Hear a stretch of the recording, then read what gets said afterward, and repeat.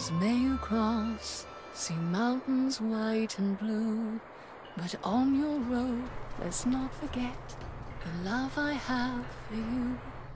Hello there, Seraphim17 once again. This is my Shadow of Mordor video walkthrough. This is the main mission big game, and we're following... I can't see that name. Is it Torvin? Something along those lines? We're following the dwarfy dude who's a hunter.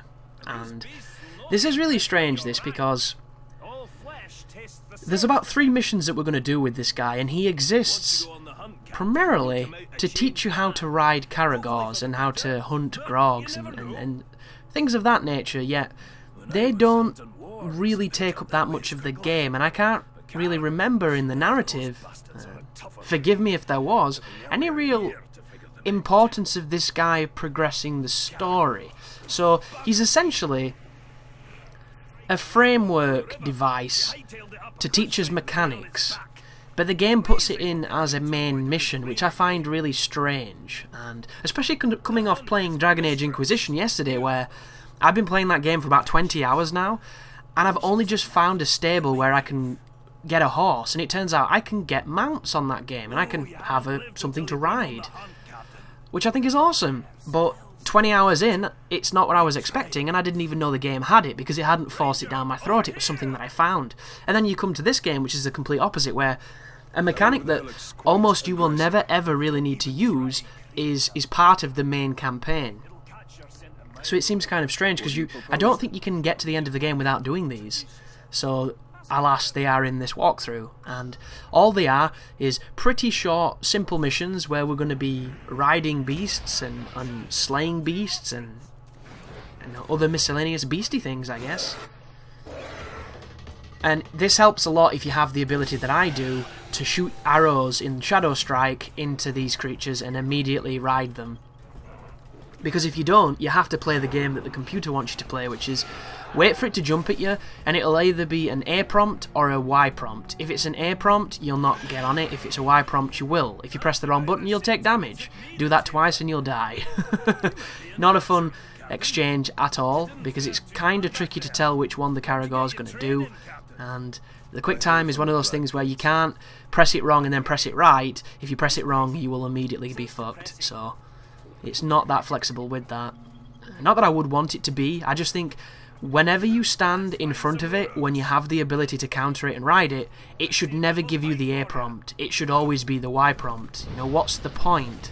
It just seems like the game's going out of its way to make you more involved when every single other facet of this game is less involving. So it just seems like a strange choice to me. But in this moment, we're eliminating Uruk guards, and you'll notice at the top there is our score and there is his score.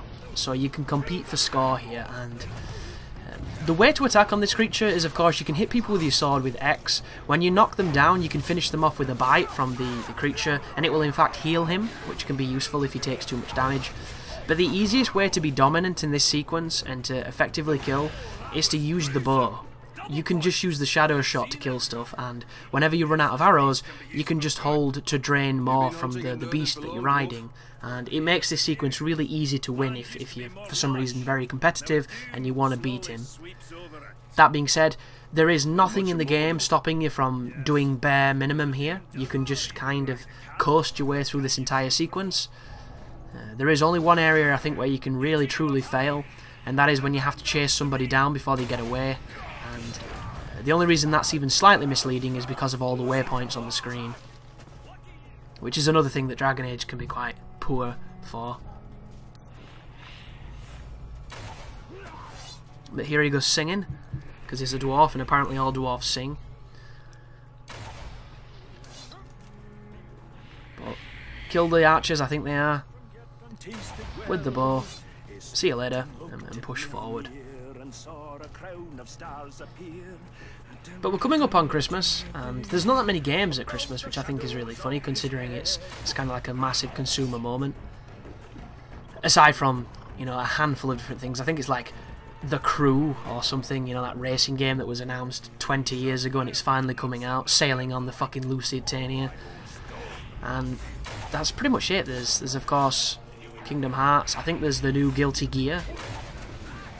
But December's going to be a really slow month for games, but it's probably best because November's so heavy on them. You're still going to be playing all the way into January, so it works out a lot better.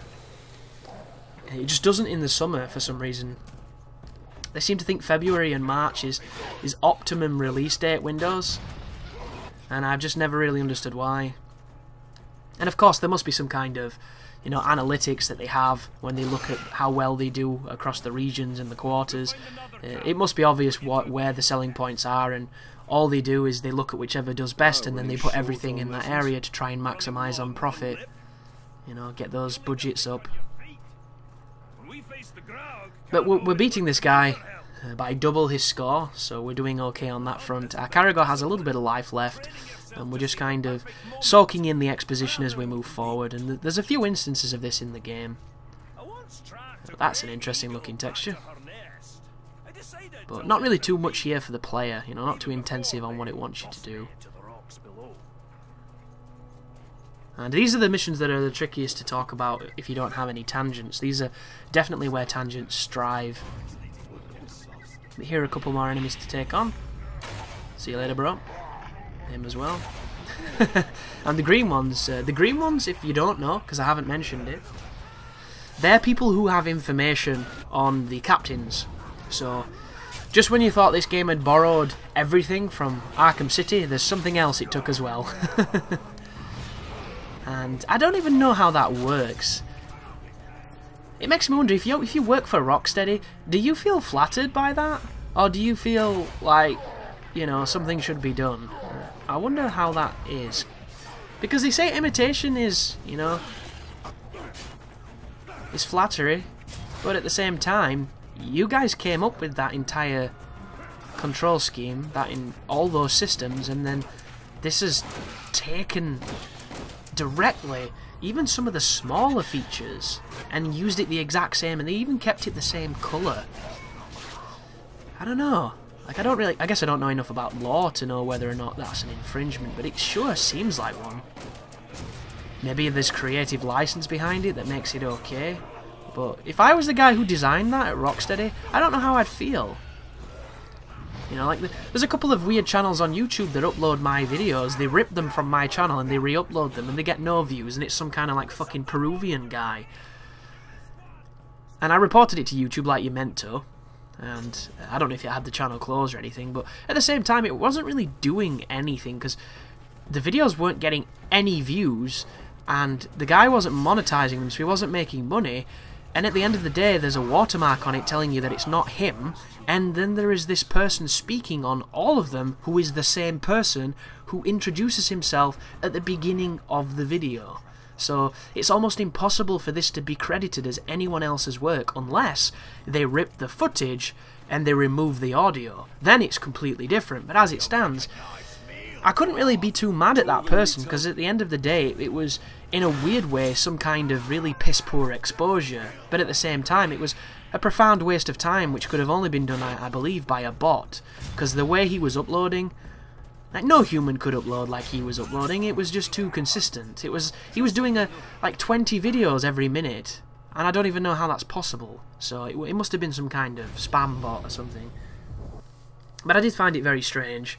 And it does make me wonder what it must feel like to make these kind of concepts in games that become these popular mechanics that other games then immediately borrow, and some of them borrow a little bit more, you know, overtly than others. Because the dudes are green, just like the guys on Arkham City who were green, and they do the exact same thing. Kinda strange. But thank you for watching, and you take care now.